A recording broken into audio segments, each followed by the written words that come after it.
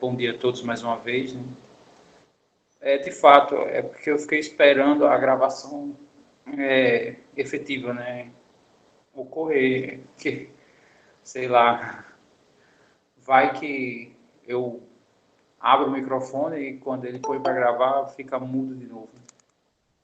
Mas enfim, deixa eu só recapitular aqui para vocês as ideias. Nos capítulos anteriores, né, a gente comentou essas ideias da função de Euler, né? A função de Euler é uma função que nos dá o número de primos até de 1 até aquele determinado número. Então, por exemplo, se eu tiver um número, sei lá, um número simples aqui, 35. Então, a primeira coisa que a gente tem que fazer é ver os fatores primos que tem aqui, né? No caso, fatorar esse número. E nós sabemos que isso aqui é 5 vezes 7, né? Tá, então, aqui eu tenho dois fatores, né? Independente da multiplicidade dos fatores, né? Aplicando na função de Euler, isso aqui vai ficar assim. Então, o número de primos de 1 até 35 são os seguintes. 35 vezes 1 menos 1 sobre o primeiro fator primo, que é o 5. 1 menos o segundo, 1 sobre o segundo fator primo, que é o 7. Tá? Lembrando que se o meu número tivesse multiplicidades aqui, né, se fosse 5 ao quadrado ou 7 ao cubo, né, esses fatores só iam aparecer uma vez. Tá? As multiplicidades não implicam na multiplicidade desses fatores. Tá? Então, isso aqui vai ficar, né, só fazendo aqui rapidamente, né, isso aqui a gente sabe que vai dar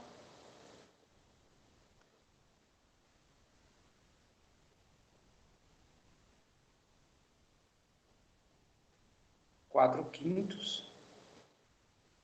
E esse daqui vai dar 6 sétimos. Tá, então, 35. Ele é divisível pelo produto 5 vezes 7, né? Então, isso significa que aqui eu posso cancelar, né, ele com esses dois. E com isso, eu tenho 24 números primos entre o número 1 e o 35. Tá? Essa é a ideia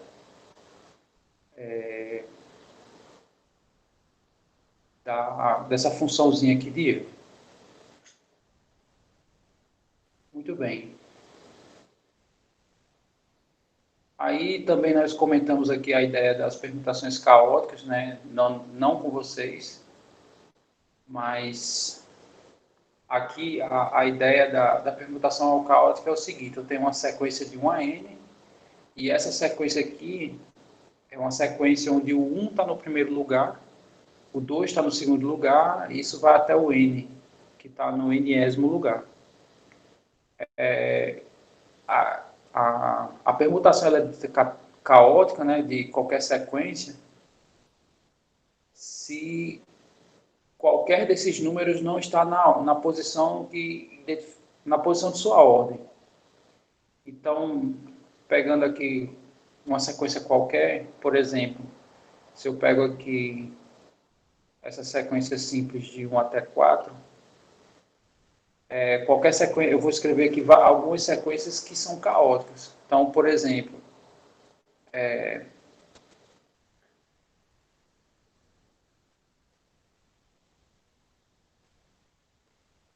essa sequência é caótica porque nenhum dos números está na sua posição original, né, ou na posição de sua ordem.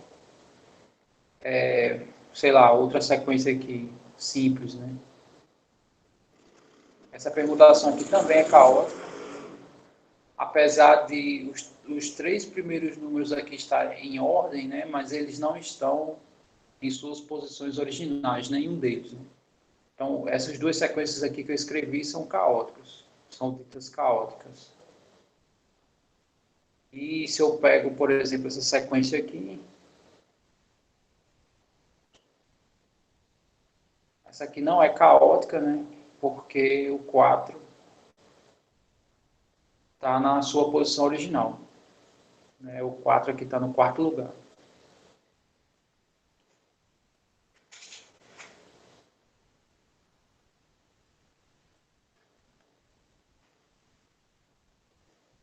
Então, essa é a ideia. Deixa eu só escrever aqui que essa última sequência aqui é não caótica.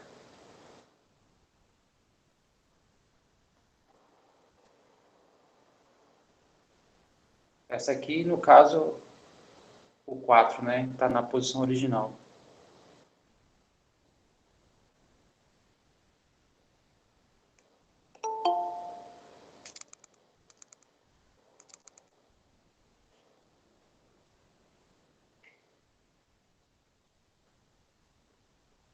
Não, mas aí basta um, tá? Basta se um tiver na posição original, aí já não é dito caótica mais. Caótica, todos os números têm que estar fora da posição original.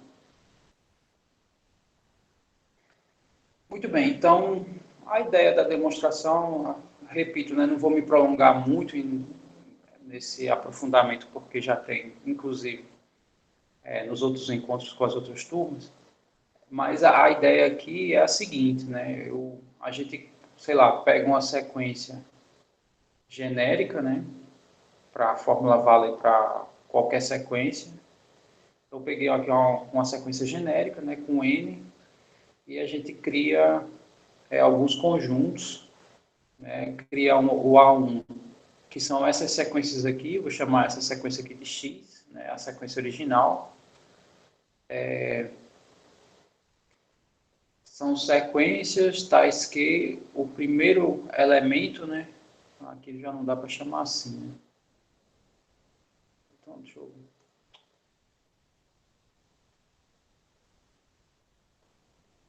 ver. Deixa eu ver, vou chamar x barra, tá?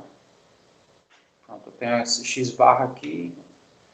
Então, x são sequências quaisquer, tá? Ou seja, qualquer permutação aqui é x, tá? E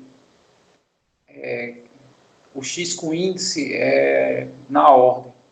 Então, x1 é o primeiro, x2 é o segundo, assim vai. Então, eu vou pegar qualquer sequência dessas sequências como sendo o conjunto A1, tal que o primeiro elemento é amarrado como sendo 1. Aí, o meu A2, eu vou fazendo sempre isso, né? É o conjunto dessas sequências aqui, né? Usando esses números, mas não necessariamente sendo x barra, né? Pode ser que seja, mas não necessariamente.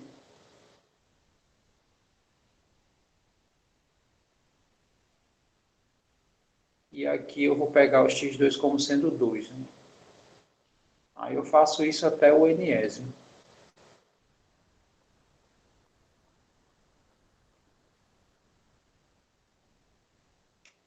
Tá, então,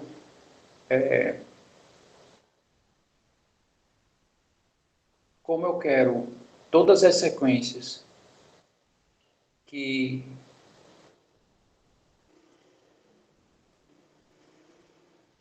eu tenha todos os elementos fora de ordem, então significa que as minhas sequências x não vão estar em nenhum desses conjuntos, tá? Aí a expressão que a gente usou para essa questão de saber quantos elementos tem uma quantidade de subconjuntos, dado que eu tenho uma quantidade m de conjuntos, é essa funçãozinha aqui, não sei se vocês lembram, não sei se vocês recordam, mas foi essa função aqui, ó. Né? Isso aqui me dá o número exato de elementos de P conjuntos de M disponíveis. Né? No caso, M é uma quantidade maior do que P. Né? Então, eu vou querer, na hora que eu for calcular aqui, quantas as permutações caóticas são possíveis com essa sequência aqui, eu vou querer as sequências que não estão aqui em nenhum deles, porque aqui eu estou amarrando cada conjunto desses, são as permutações respectivamente em cada coordenada, né? Aqui são as permutações amarrando a sequência com o primeiro elemento sendo igual a 1, esse A2 eu estou amarrando o segundo elemento sendo igual a 2 e assim segue. Então, na verdade, quando a gente faz o A0, né? Quando a gente vai atrás do A0, ou seja, o número de sequências que está em zero desses conjuntos, aí a gente encontra a expressão das permutações caóticas, que são essas daqui, tá? Não, essa daqui não. Que é essa daqui. Aí só para a gente visualizar a ideia, sei lá, por um exemplo, né? Então, pronto, eu vou relembrar aqui com esse caso aqui, tá? Que esse exemplo 21 diz que tem 9 permutações caóticas, né? Com essa sequência aqui, né, original, de 1 até 4. Então, aplicando a fórmula lá, né, a gente aplica o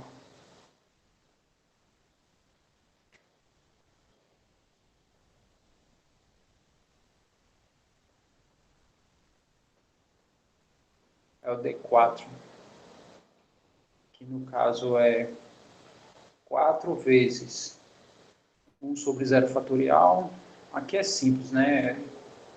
Vai alternando 1 sobre 1 fatorial, onde vai aumentando sempre um elemento aqui do denominador,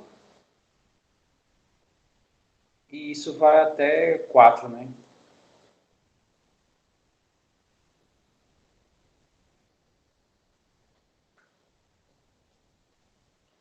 Muito bem. Deixa eu só ver se aqui é fatorial. Acho que aqui é fatorial também.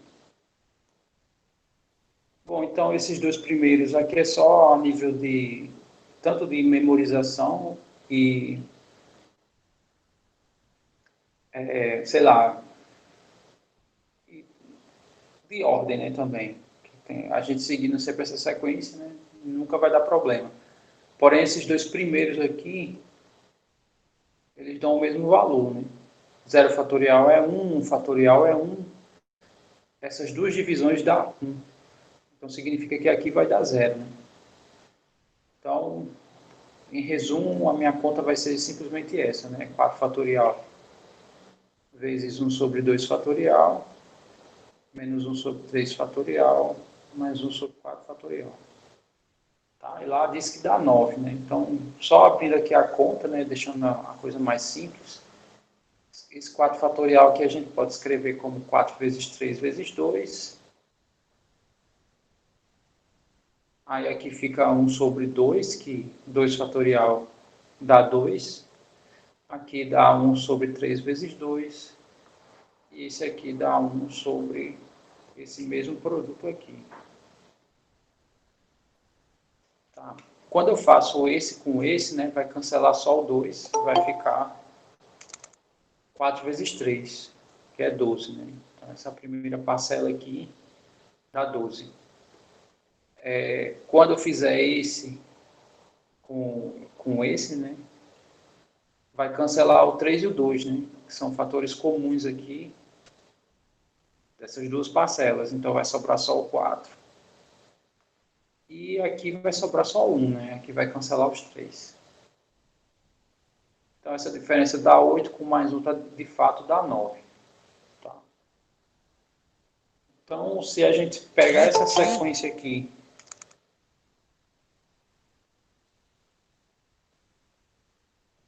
e for atrás de todas as sequências, né, que nenhum desses elementos estão, respectivamente, nessas posições, eu tenho 9 possibilidades. Aqui eu não vou fazer, mas a ideia é justamente essa, né? Que eu coloquei duas dessas ideias, mas aí vocês podem, né, seguir encontrando as demais, né? Vocês vão ver que vai dar 9. Bom, então essa é mais ou menos a ideia das permutações caóticas, tá?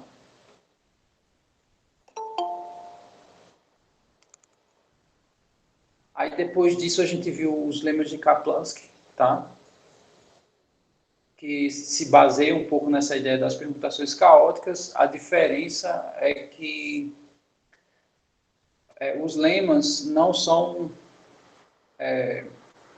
nós não procuramos sequências, a gente procura subconjuntos. Tá? Então, uma das razões aqui do meu lema ser uma combinação, né, é por causa disso. E aqui são combinações que eu pego elementos não consecutivos. Então, sei lá, vou pegar aqui, imagine que eu tenho esse conjunto aqui. A ordem não importa, exato. Mas, como a ordem não importa, né, então a gente sempre escreve do menor para o maior. Porque são conjuntos, né, a gente estabelece isso para não se perder. Então, por exemplo, aqui eu quero saber quantos subconjuntos eu posso encontrar onde eu tenho que pegar elementos não consecutivos. Então, por exemplo, eu tenho o 1 e o 3, vamos supor que eu vou fazer aqui meu PC2, né? O que é P, né? É a quantidade de elementos dos meus subconjuntos. Então, aqui no meu conjunto eu tenho 4 elementos, né? Sendo que eu vou criar subconjunto só com 2. Então, esse aqui é uma possibilidade, né? Que o 1 e o 3 não são consecutivos, porque tem o 2 aqui, né? O 2 é consecutivo do 1 e o 3 é consecutivo do 2. Eu respondo já essa questão da prova. Tá, aí o próximo é o 1 e o 3, ou o 1 e o 4, né? Que são, também não são consecutivos. Aí depois eu tenho o 2 e o 4, né?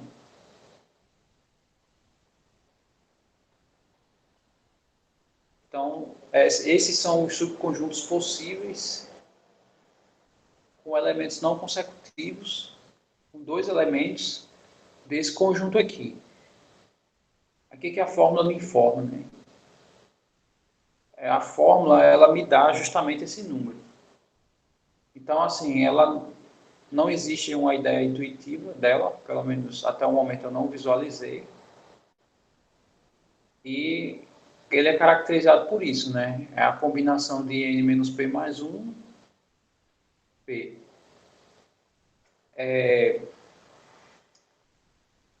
No caso, a ideia disso aqui, né, seria intuitivo se a gente fosse visualizar usando algum princípio, por exemplo, da indução. Aí, para usar isso, eu teria que amarrar uma dos parâmetros, né, e fazer a variação do segundo e visualizando isso.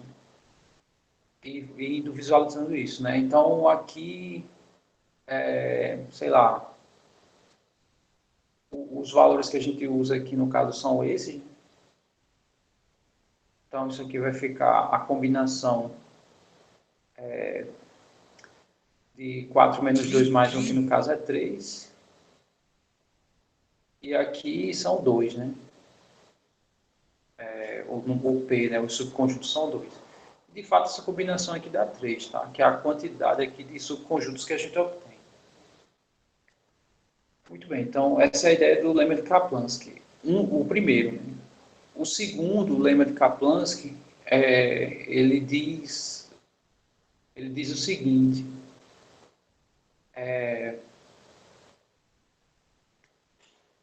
ele considera que o 1 e o 4 são consecutivos, né? Comparando com esse contexto que eu já estou usando. Então, é como se eu tivesse os meus números em círculo. Então, o 2 é consecutivo do 1, o 3 é consecutivo do 2, o 4 é consecutivo do 3 e o 1 seria consecutivo do 4, nesse contexto aqui, tá? Então, é a mesma ideia, né? É o número de subconjuntos de um conjunto maior, porém, o primeiro e o último, eles são considerados consecutivos. Consequentemente, esse conjunto aqui, ele seria consecutivo nesse novo contexto. E calculo o número de subconjuntos, né, usando o segundo lema de Kaplan-Meier, que no fato, de fato isso aqui tem que dar 2. Porque só sobram 2 aqui, né, 2 possibilidades. De fato, 1 com 3 e 2 com 4. Né? Aí, no caso, o que eu fiz nas aulas anteriores, né, foi desenvolver essa expressão baseado nessa, né? Porque a ideia que eu utilizei foi a seguinte: eu considerei todas as sequências que tinham o 1, que no caso só tem 1 com 3, e as que não tem 1, no caso é 1 com 2, né? Isso de forma geral. Aí, ao fazer isso, né, considerando o 1, eu desconsidero esses 2 elementos porque tem correlação consecutiva com 1, né? Me restando aqui o único subconjunto 1 com 3. E a partir do momento que eu tiro ele, aí eu vejo, né, quantos subconjuntos não consecutivos com 2 elementos eu tenho aqui com esses 3 elementos, que são esses 2. Tá?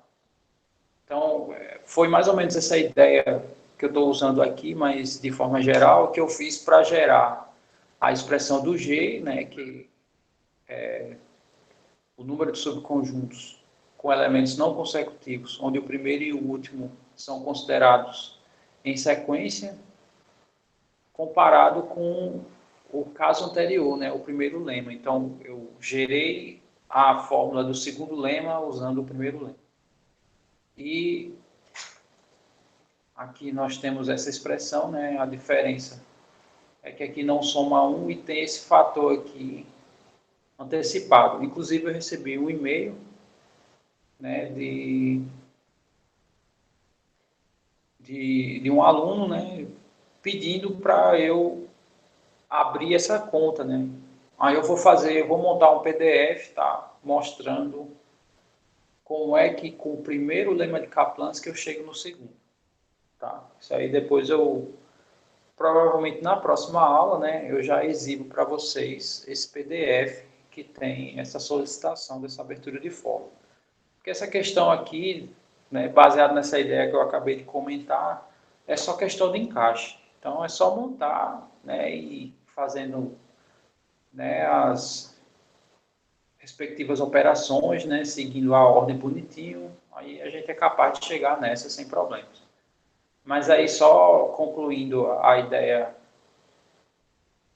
que a gente começou aqui, né? Então, aqui eu sei que dá 2, mas a ideia para construir isso é a seguinte, é 4 sobre a diferença aqui no denominador, né? Eu vou escrever para ficar como a cara da fórmula, e aqui a diferença que não soma 1, né? Então, no caso, vai ficar também 4 menos 2 aqui.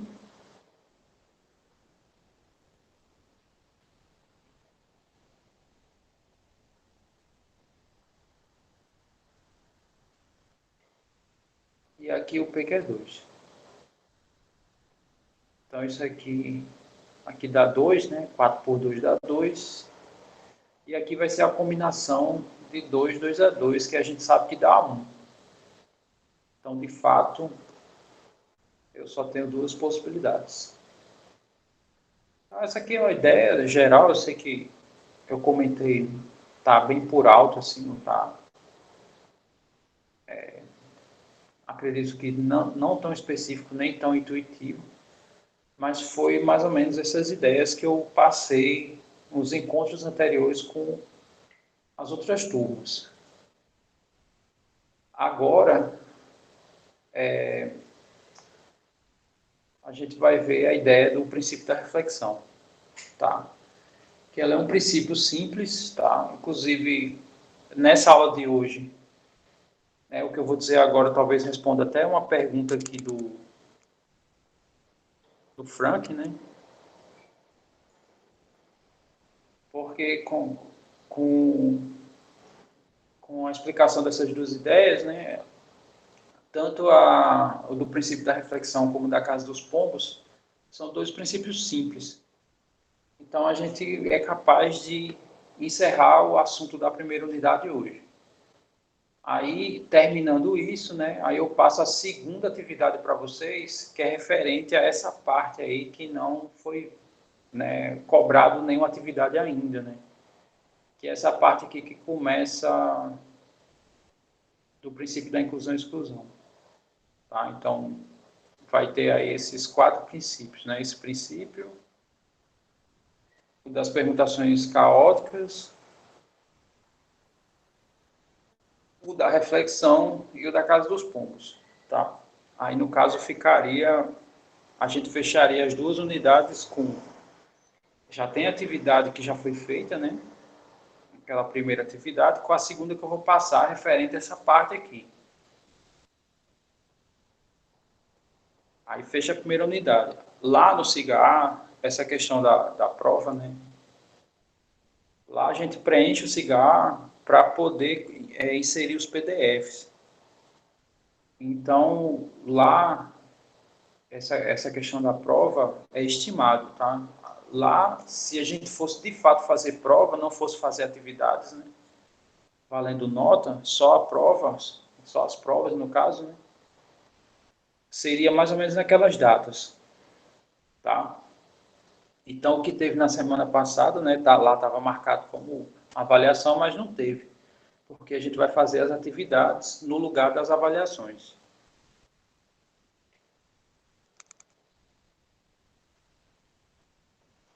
Isso, as provas, a primeira unidade vai fechar com as 2 atividades. Aí vai cair sim, tá? É o início, né? O princípio da inclusão e exclusão é o que começa essa segunda parte da primeira unidade. Tá? Então, comparado com geometria euclidiana, né? Geometria euclidiana, a gente já está, quer dizer, o caminhar de geometria euclidiana já está indo para o fim do curso, praticamente. Né? Aí vocês podem estar pensando assim, vixe, será que vai dar tempo de ver a outra unidade? Aí, em resposta, vai. Né? A segunda unidade de análise combinatória, ela é pequena. Né? Ela é um pouco tensa, assim, porque ela justifica, inclusive, até algumas coisas que justifica até algumas coisas que são feitas aqui e não foram justificadas, né? Assim, principalmente essa questão dos números binomiais, né? Que essencialmente ela trabalha com isso. Então a gente vai começar a enxergar algumas coisas que, né, aqui ficaria difícil, né, eu trabalhar. Aí às vezes eu simplesmente admito e lá não, e lá ele já justifica. Muito bem. Então vamos aqui ao princípio da reflexão. Tá? A reflexão, aqui a gente vai fazer, a reflexão que a gente vai fazer é praticamente em cima do eixo X. Então, só para a gente visualizar o que é essa ideia da reflexão. Então, é mais ou menos a ideia de quando você está de frente para um espelho, por exemplo, ou quando você está à beira de uma lagoa, sei lá, e você olha o seu reflexo na água, né? Então, se você tem um objeto qualquer, você pode ter a reflexão dele, aí depende do eixo, né? Depende do eixo que você está considerando. Então, por exemplo, pegar aqui o eixo X e o eixo Y. Então, essa reflexão que eu vou colocar aqui em vermelho é a reflexão sobre o eixo do X, tá? E aqui é a reflexão sobre o eixo dos Y, né? Em verde.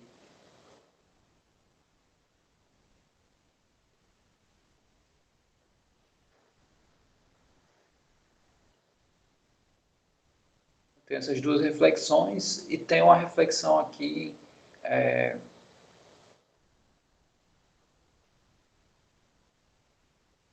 eu tenho também essa reflexão aqui, né, que é sobre os 2 eixos simultaneamente, né?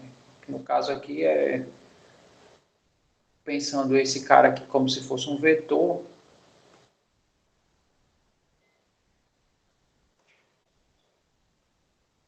né? Se eu multiplicar esse vetor por menos 1, no caso ele daria esse, né?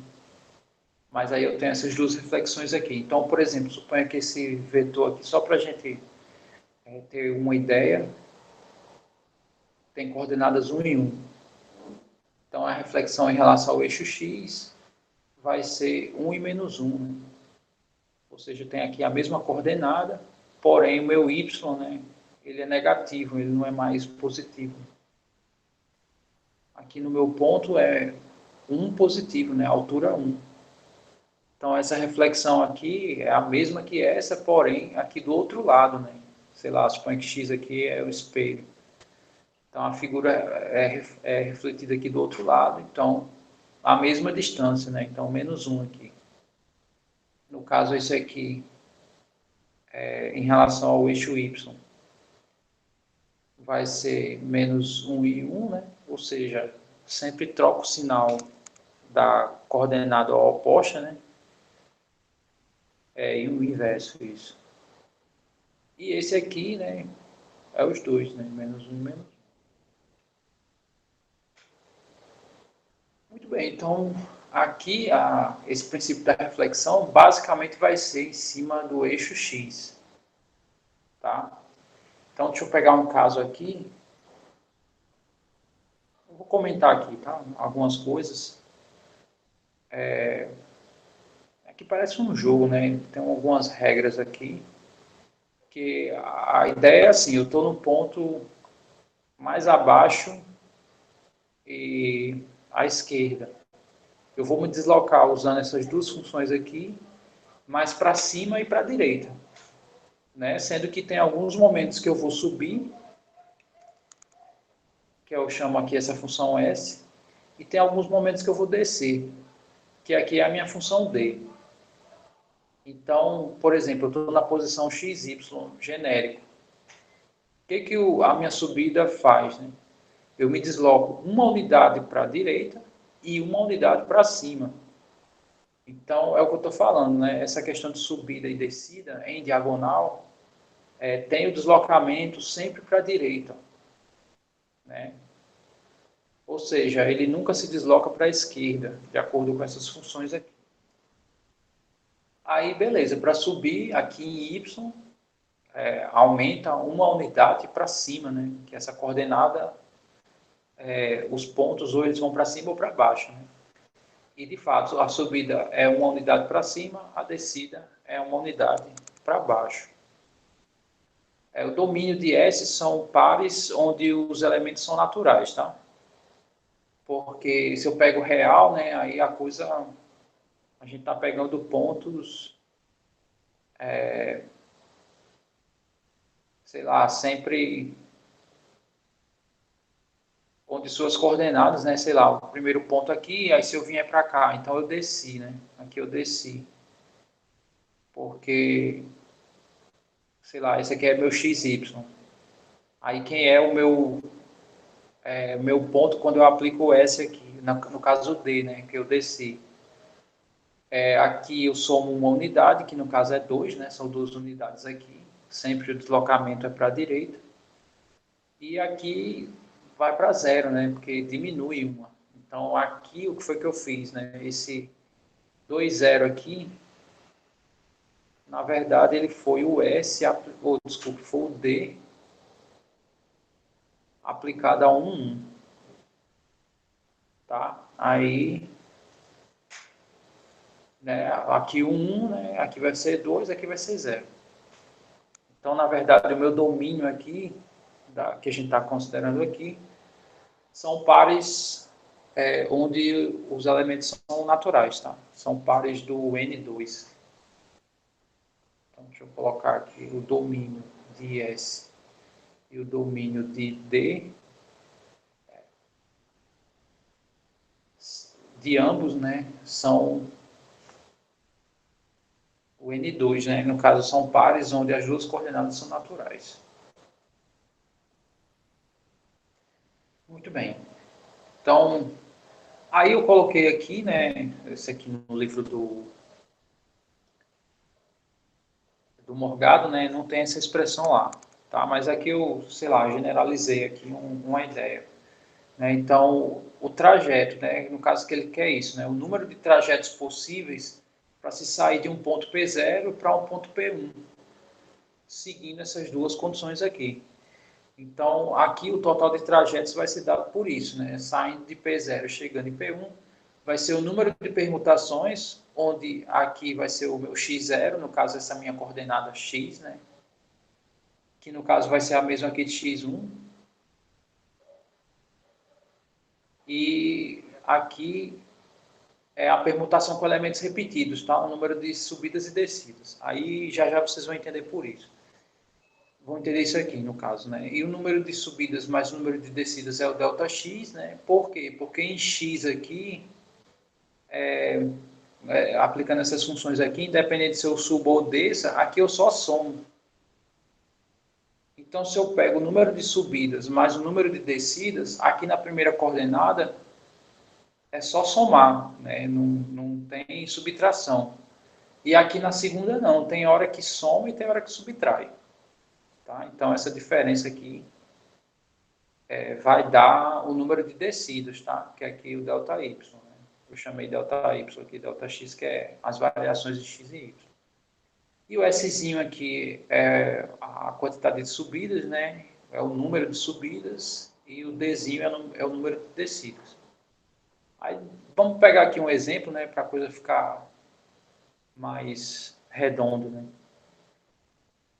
Então, aqui diz assim, né? Ele quer a quantidade dos trajetos possíveis de eu sair do ponto 00 para o ponto 57. Então, primeiro, né? Vamos fazer aqui montar aqui um plano cartesiano.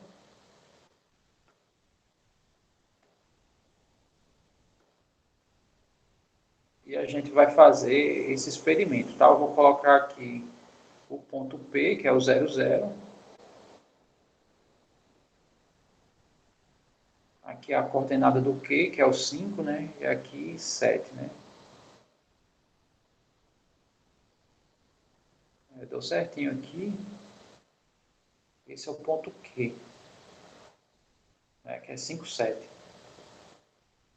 Então, a primeira coisa que a gente tem que fazer é determinar uma permutação com repetição. Isso. É determinar uma maneira de eu sair do P, né, usando essas funções aqui, o S e o D, e chegar aqui no Q. Então, vamos fazer isso. Né? Primeiro, vamos ver se isso é possível, né, aqui nesse caso. Então, vamos aqui, primeiro, vou sair do 00, né, como o ponto está lá em cima, então vamos subir, né, então eu vou subir aqui uma vez, né, isso aqui eu apliquei o S uma vez, já já eu coloco, né, aí aqui o S uma segunda vez,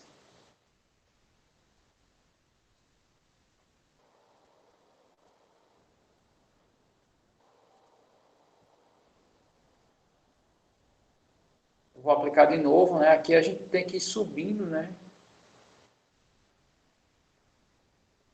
então foi que deu para perceber aqui, né. Aqui eu apliquei o S uma vez, eu estava em 00, subi uma unidade aqui no Y, né, ao me deslocar aqui para a direita. Aí eu apliquei o S novamente, quer dizer, eu apliquei o S aqui 5 vezes. E eu não consegui chegar nesse ponto. Tá? Então, eu tenho 0 trajetos para esse caso aqui. Eu não tenho como chegar nele. Todo mundo deu para entender essa ideia? Porque aqui meu limite é até o 5, né? Eu tenho 5 deslocamentos laterais para ir subindo ou descendo e chegar aqui no 7. Então aqui não deu, né? Então vamos pegar um ponto aqui que isso seja possível. Sei lá, vou pegar aqui só para, sei lá, vamos pegar aqui um ponto aqui, sei lá, R. Então o R tem coordenadas 5 e 3. Então vamos determinar um trajeto para chegar nesse ponto. Então, um trajeto seria, ao invés de eu subir aqui, eu vou descer. Então, aqui eu vou descer. Aí cheguei, né? Cheguei aqui no trajeto. Então, na verdade, foi 4 subidas e uma descida. Mas aí eu vou agora pegar outro trajeto, tá? E o outro trajeto possível é esse. Vou começar descendo. Vou começar aqui descendo e depois eu faço só subir. Então aqui, né? Então aqui eu desci e depois eu subi. Ou seja, foi a mesma quantidade de subidas e a mesma quantidade de descidas. Tá? Vou pegar agora outro trajeto, tá? No caso, esse aqui que eu vou fazer é o último trajeto. Então, eu vou pegar aqui o primeiro trajeto como subindo novamente, o primeiro, né? Aí depois aqui eu vou descer e aqui eu vou subir. Ó.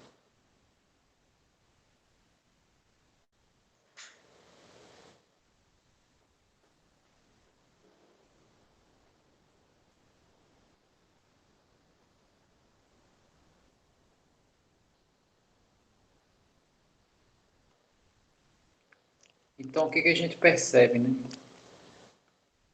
Que depois que definiu um trajeto, a quantidade de subidas e descidas em todos os trajetos vão ser a mesma. Então, sendo que aqui eu tenho, pelo menos até o momento, eu tenho 3 possibilidades só. Então, quantos caminhos são possíveis? Bom, então o que, que a gente percebe aqui, né? Vamos só escrever aqui, ó. O primeiro trajeto que foi o trajeto em azul tem essa sequência aqui, ó. S, S, S, S, D. O segundo trajeto que eu fiz, que está aqui em vermelho, é o D, S, S, S, S. E o terceiro trajeto que eu coloquei em verde é o S, D, S, S, S. Se eu for colocar o que foi que eu apliquei partindo do ponto zero, né? Eu tenho essas 3 possibilidades não só, né? Eu tenho mais possibilidades. Mas eu pergunto, isso aqui se parece com o quê? Né? O que que a gente já viu anteriormente que tem essa cara aqui? Na verdade, o Daniel perguntou se pode aplicar menos D, né? Na verdade, não. Que aí, no caso, né, seria para voltar aqui.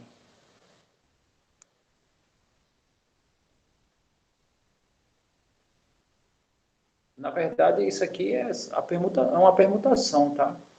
Que eu defini aqui 4 letras S e um D. E o que foi que aconteceu aqui nos 2 casos, né? É só a troca de posição, né? E tem elementos repetidos. Ou seja, isso aqui eu posso considerar como sendo uma permutação de elementos repetidos. Então, isso daqui é a permutação. Eu tenho 5 movimentos, digamos assim, né? Que é a quantidade de deslocamentos aqui da minha direita, é a quantidade de movimentos que eu tenho.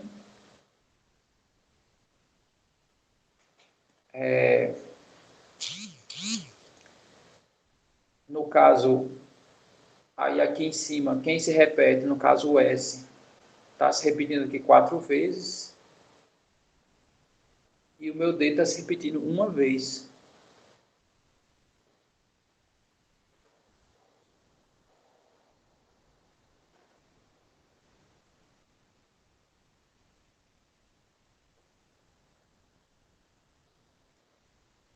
E tá aí vai me dar todas as quantidades, né? Isso aqui. Então, isso aqui é 5 fatorial sobre 4 fatorial.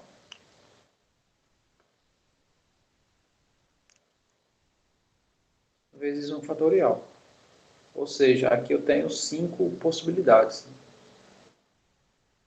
de fato, né, as possibilidades são D sendo o primeiro, segunda possibilidade, o D sendo o segundo, e assim vai. Então, as que está faltando aqui é o D sendo o terceiro e o D sendo o quarto.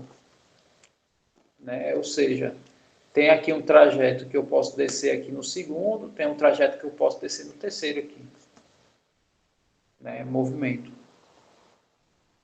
Desculpe, no terceiro movimento, né? E no quarto movimento. Né? Tem essas duas possibilidades que eu não coloquei ainda aqui. Mas a ideia é essa. E em alguns casos tem uma reflexão aqui. Né? Aqui está sendo refletido aqui, né? Essa descida é o reflexo dessa subida e vice-versa aqui. Bom, então essa é a ideia do princípio da reflexão. Aí, no caso, não é possível chegar em D. Em Q? Não é possível, tá? Acredito que eu botei esse ponto de propósito para isso, né? Tem casos que eu não consigo chegar, assim, né? Seguindo essas condições, né? Saindo aqui de um determinado ponto, pode ser que eu não consiga chegar num determinado ponto. Mas o que foi que a gente percebeu aqui, né? Que essa quantidade de movimentos, né? Ela é inferior a essa altura aqui, né? Numericamente. Então, dentro das condições que eu coloquei aqui, esse número aqui tem que ser maior ou igual a esse, né? Para a gente ter condições de eu sair de um ponto e chegar, sei lá, naquele ponto lá, né? A gente pode considerar sempre partindo do zero zero, né? Mesmo que não parta, a gente pode, né, deslocar tudo para a origem aqui do zero zero. Deu para visualizar essa ideia desse princípio?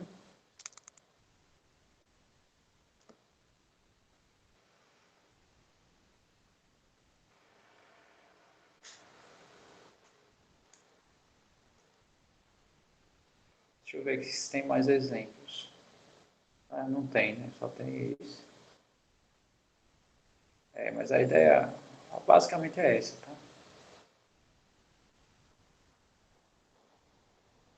Tá, então vamos ver aqui essa ideia aqui do princípio da casa dos pontos.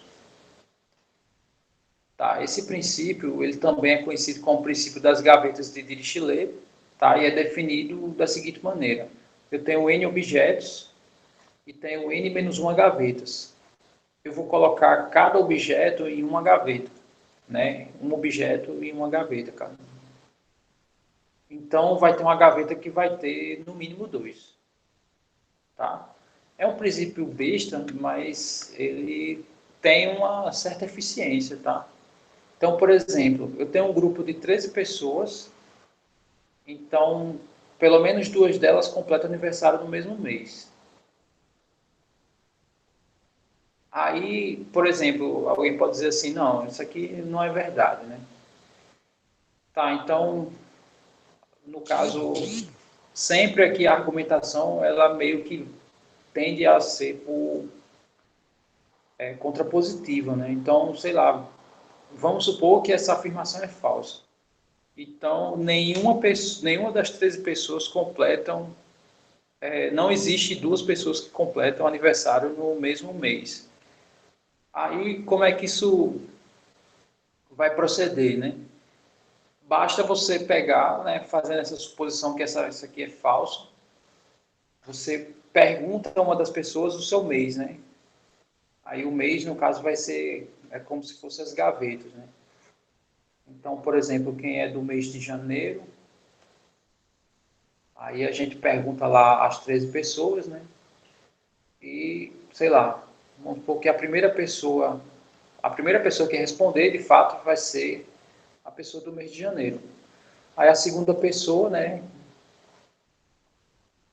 A gente vai perguntar, depois de janeiro, pergunta fevereiro, né? Pergunta na ordem. E a segunda pessoa que responder, né? Vai ser a pessoa que nasceu aqui em fevereiro. Aí, beleza. É isso. Aí, beleza, chegar aqui em dezembro, a gente for fazendo esse processo, né? Sair perguntando às pessoas o mês que ele nasceu, supondo que todas elas nasceram cada um em um mês, aqui vai ser a pessoa de número 12, né?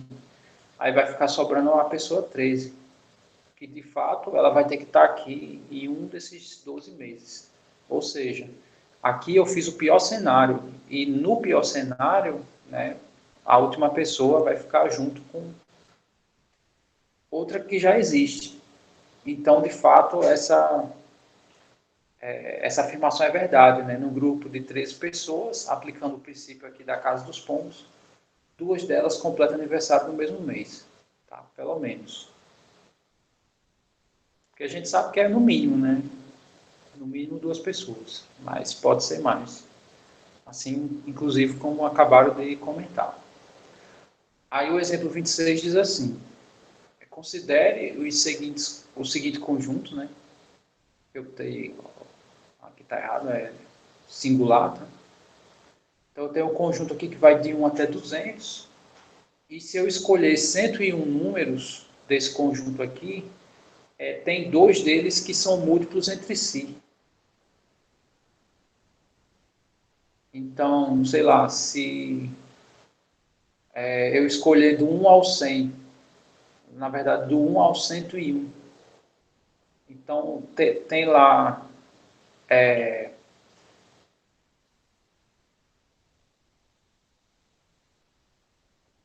na verdade, é um número múltiplo de outro, né? Vai ter pelo menos dois que um é múltiplo do outro. No caso, se eu pegar essa escolha que eu acabei de fazer, do 1 até o 101,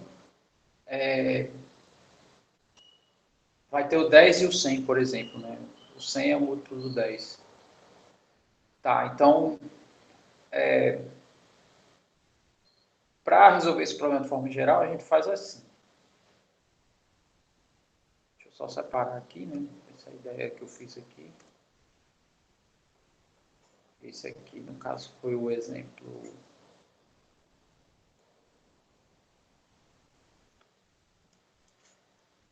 o 25, né? Agora a gente vai discutir aqui o 26.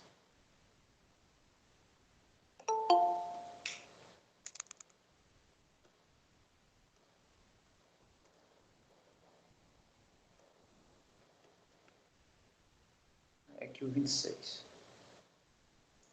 Bom, então eu tenho aqui um conjunto que vai do 1 até o 200.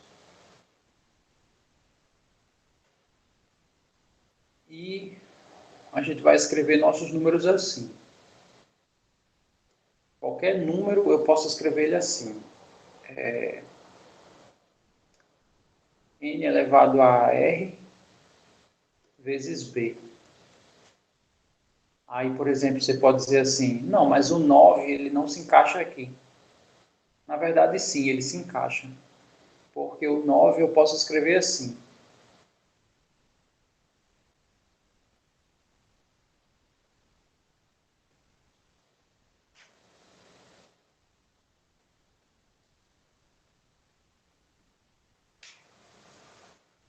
O 9, por exemplo, eu posso escrever ele assim, 2 elevado a 0 vezes 9. Tá? Isso aqui é o próprio 9. Então aqui eu, sei lá, posso considerar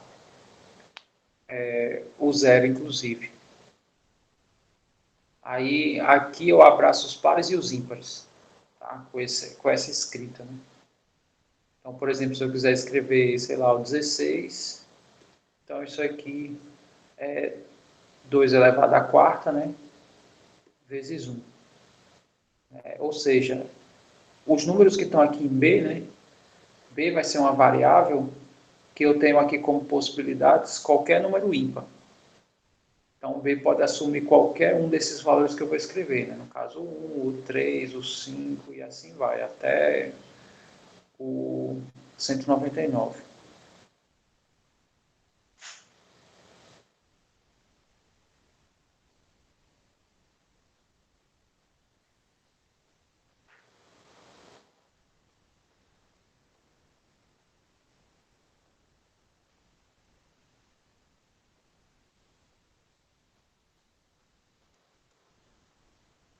Muito bem, então,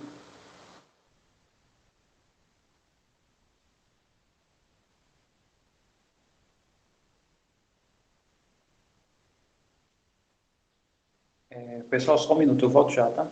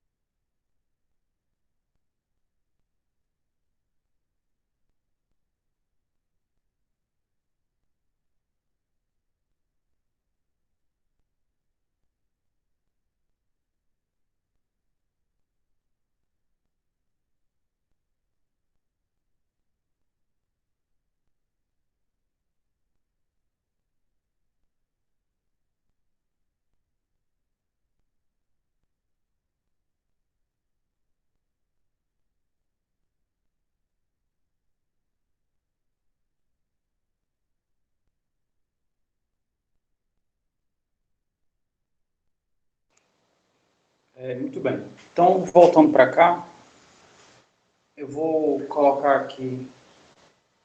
Aqui eu estou chamando B como se B fosse um conjunto, né? Aí eu vou só corrigir aqui.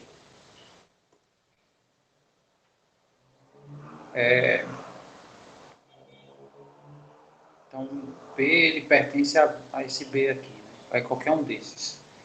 Então, eu sei que a questão aqui, se eu pegar dois pares, aí é bem simples, né? Porque essa questão do par é alternado, par e ímpar. E os ímpares, eles não têm essa questão como os pares, né? Não tem como eu sair multiplicando um número por um ímpar e sair gerando os outros ímpares, como acontece aqui com os pares. Então, vamos supor o seguinte, né? Que eu vou começar a gerar elementos aqui que são múltiplos respectivos de cada um desses. Então, sei lá, vamos supor que eu vou pegar aqui um N1, que é da forma 2R1 vezes 1, né? Então, esse carinha aqui, ele pertence ao conjunto, né? Onde o B é 1, digamos assim. Eu vou escrever assim meio grosseiro, né? Só para a gente visualizar como é que o princípio se aplica aqui. Né? Então, repito, né? Se eu considerar um B fixo,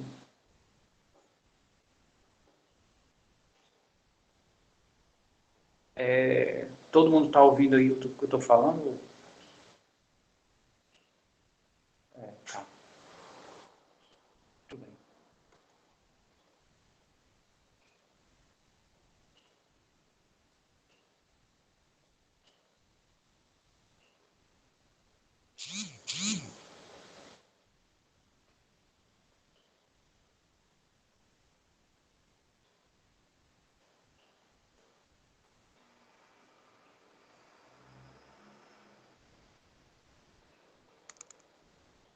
Eu vou só avisar aqui a ele para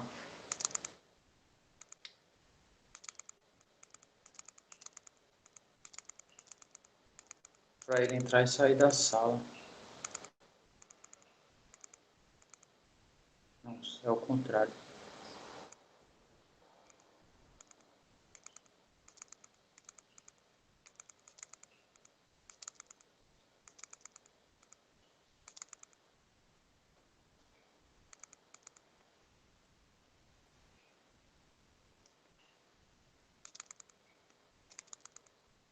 Deu certo? Ah, que bom. Tá, então, voltando aqui para cá, repito, né? Se a gente pega o mesmo B, aí a ideia já está completa, né? Porque com os pares quaisquer dois pares, né? É mais fácil de achar a multiplicidade de um para o outro. Mas para os ímpares não necessariamente, né? Tudo bem, eu sei que tem o 3 e o 9 e tal, mas aí a gente vai ter que supor uma ideia mais geral, né? Então, peguei esse N1, né, que tá, vamos supor que nenhum ímpar, né, é múltiplo um do outro, a priori. Então, esse primeiro número aqui, né, tá todo, pertence ao conjunto dos números que o B é fixo como sendo 1. Aí eu vou pegar esse mesmo número, considerando essa mesma base par, e só alterando a parte ímpar. No caso, aqui eu fiz vezes 1, agora eu vou fazer vezes 3, tá? Isso aqui pertence a todos os elementos que tem o B igual a 3, e assim vai seguindo. Tá? No caso aqui eu chamar N2.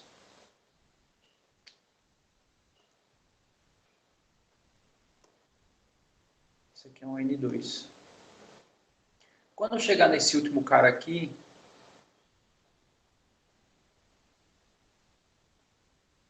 que é 2 elevado a R1 vezes 199, né, ele vai pertencer a todos os elementos que tem essa configuração aqui, né?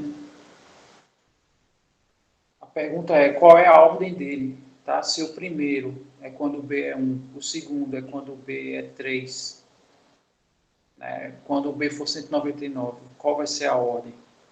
Então aqui a ordem é 100.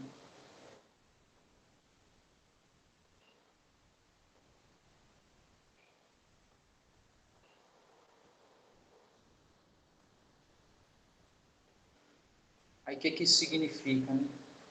A gente tem que escolher 101, de acordo com o exemplo, né? Então, quando eu escolher aqui o de ordem 101, significa que vai ser o 2 elevado a R, mas o meu B vai ser um desses. Ou seja, eu tenho que, na verdade, um vai ser múltiplo do outro. Tá? Isso usando o princípio da casa dos pombos, né? Apesar de que isso aqui é fácil encontrar. Essa aqui seria uma escolha, né, tentando o caso do não acontecimento do que ele está falando. Tá? E a gente vê que não temos condições, né? Porque aí o B, que nesse caso o de ordem 101, né, esse B vai ter que ser qualquer um desses aqui anteriores. Então, né, eles vão ser múltiplos. E essa, no caso, é a ideia do exemplo 26. Tá? Não sei se ficou claro aí, tá? Dê um feedback aí para eu saber se ficou satisfatório ou se eu preciso falar um pouco mais dele. Não pegou, né? Então, a ideia é assim, você visualizou aqui a ideia dos pares. Por exemplo, se eu pego qualquer número par, sei lá, 2 elevado a R1, fixando o B, né? E aqui 2 elevado a R2.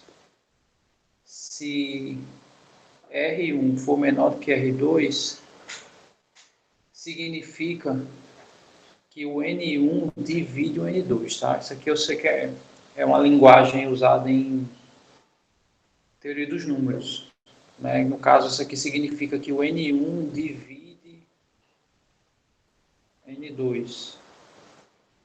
Ou, vendo de outra maneira, N2 é divisível por N1.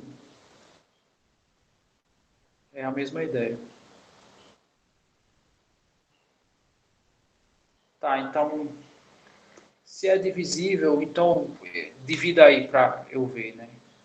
Mostra aí a divisão. Então a ideia é a seguinte: se eu pegar N2 dividido por N1, vai ficar assim: 2 elevado a R2 vezes B sobre 2 elevado a R1 vezes B. Né? São esses dois números. Então, se eu conseguir dividir um pelo outro, é porque um é múltiplo do outro. No caso de cima, vai ser múltiplo do de baixo. E de fato, né?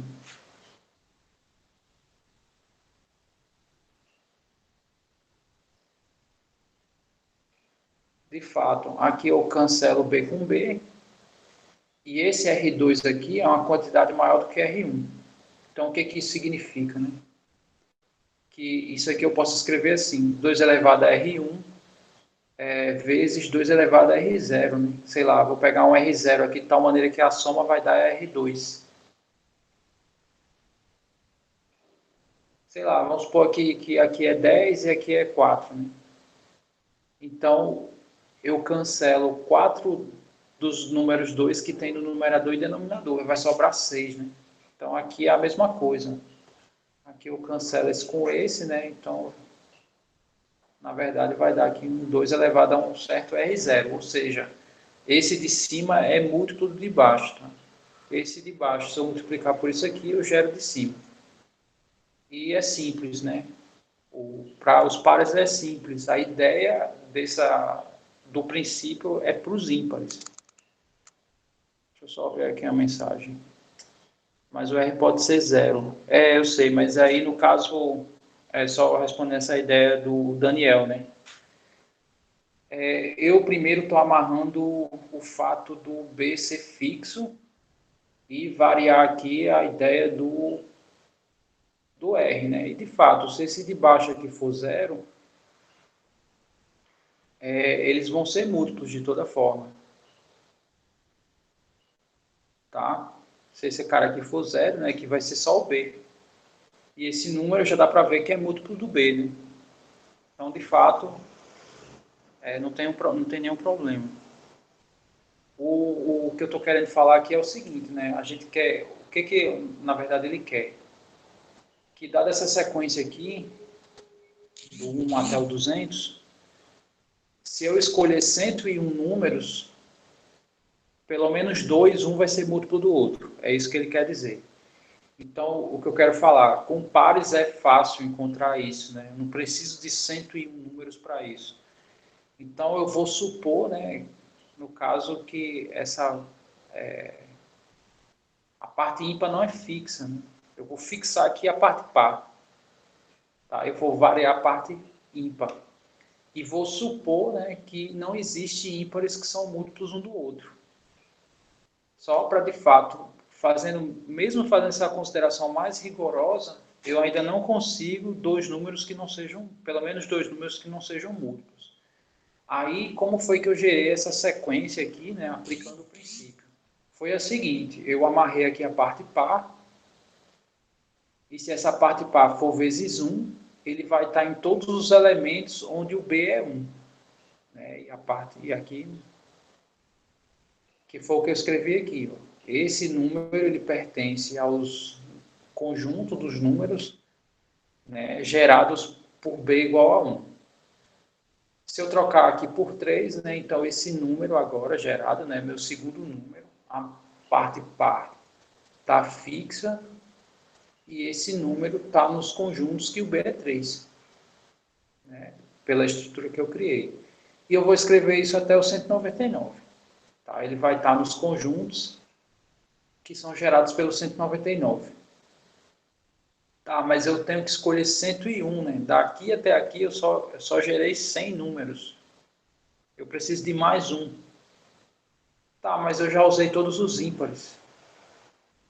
Então significa que o próximo vai ter que usar um desses ímpares. Então, esse número ele é múltiplo de um desses. É isso que eu quero dizer. Assim, é isso que o princípio vai me garantir.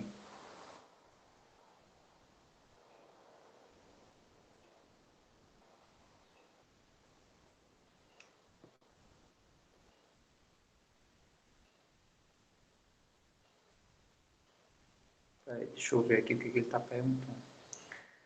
Peraí, mas eu não posso escolher sempre o primeiro número igual a 1 e o segundo número, qualquer número menor do que 102? Tá, mas aí, não sei se você entendeu o que eu disse, e com essa sua pergunta eu não sei onde você quer chegar.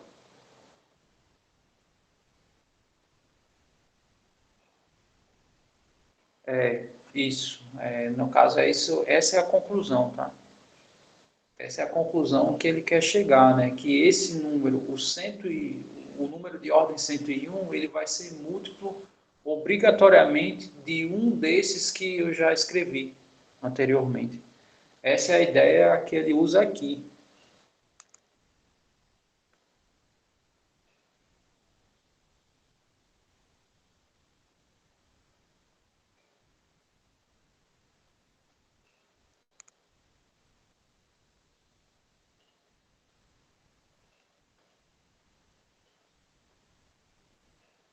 Não, na verdade é o caminho, né? Eu só estou dizendo o caminho usado para provar isso aqui, tá?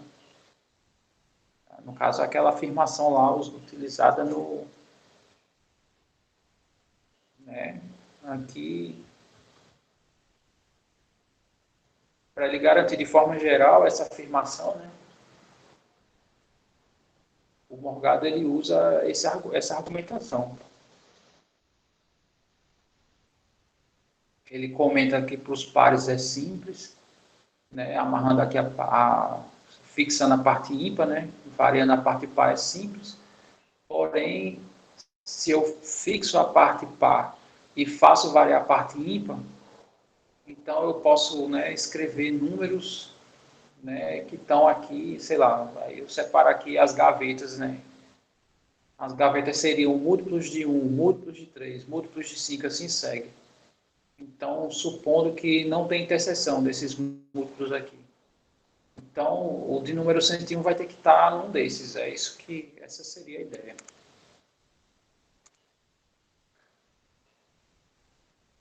Não, então, eu sei, mas aí no caso eu sei desse caso, né? Tem o 3, tem o 9, tem o 27, tenho vários aqui com 3. Mas eu, no caso, fiz a suposição que os ímpares não têm multiplicidade entre eles. Coloquei um critério mais forte do que já existe, na verdade, né? E, de fato, mesmo se a gente fizesse essa suposição, né? Não, vamos supor que o 3 e 9 não são múltiplos, né? Então, vai chegar uma hora que, quando eu escolher o 101 números, né? Um vai ter que estar aqui, né? Um deles, obrigatoriamente, vai estar aqui. É lógico que a gente sabe que não chega a toda essa exigência, né? Mas essa é a ideia, né?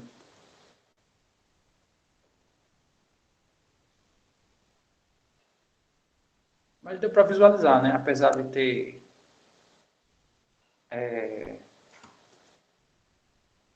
tantas exigências assim, né? Sei lá. Bom, então vamos aqui para o último exemplo, tá? Eu tenho um quadrado de lado 2 e se eu pegar 5 pontos na superfície do quadrado, pelo menos dois deles distam menos do que raiz de 2 unidades.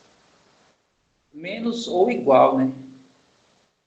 Aí a razão disso, né? Por que que isso acontece? Então deixa eu só fazer aqui uns desenhos.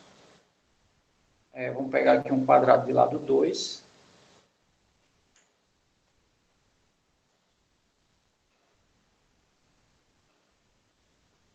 Aí eu vou pegar 5 pontos aqui na superfície, né? O que que ele está falando? Deixa eu só ver aqui. Né? Eu poderia fazer a prova encontrando os números de primos de A e mostrando que esse número... pode ser também.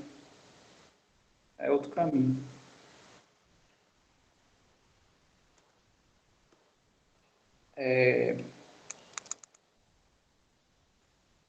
Tá, peguei aqui um quadrado. Aí vamos pegar os extremos, né? Então, sei lá, se eu pego 4 pontos aqui nos extremos, aí para o quinto ponto, distar a raiz de 2 de qualquer um deles, esse quinto ponto tem que estar no centro. Aí qualquer distância aqui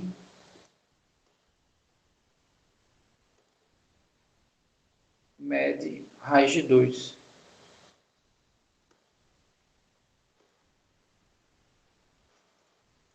Fora esse ponto aqui, qualquer ponto que eu pego aqui na superfície, qualquer, sei lá, se o quinto ponto eu não pegar aqui, se eu pegar em qualquer outro lugar, se for aqui, então essa distância aqui já é menor do que a raiz de 2. Tá? Então, essa é a ideia do princípio. Tá?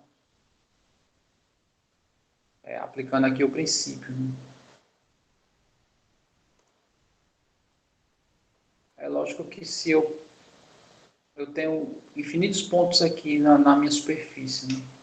Eu não necessariamente preciso pegar os 4 aqui nos extremos. Né? Qualquer ponto que eu pegar aqui no meio, né? Quando eu botar o quinto ponto, a distância dele ou vai ser raiz de 2 ou vai ser menor do que a raiz de 2 para qualquer um dos pontos. Tá? Essa é a ideia aqui do exemplo 27. Deu para visualizar essa ideia? Eu sei que aqui, sei lá, como seria o princípio, né, aplicado aqui. Bom, o princípio seria assim, né, que eu divido em 4, onde se eu desconsiderar a fronteira, aí de fato isso acontece, né? Porque aí eu pego um ponto em cada quadrado, o quinto ponto vai ter que estar num dos quadrados. E a diagonal é a maior distância, né? Consequentemente, quando eu botar o quinto ponto, vai ser menor do que isso. Essa seria a ideia do princípio, né? Aplicado aqui. Pois é isso, tá? Essas são as ideias. E com isso, né, aqui a gente encerra essa parte aqui, né? Essa parte final, tá? Vou só fechar aqui a...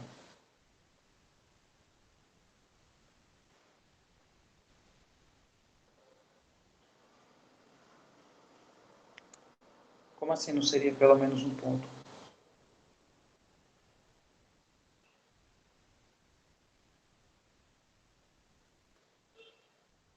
Eu vou encerrar aqui a gravação, tá? E vocês podem ficar à vontade para questionar qualquer coisa.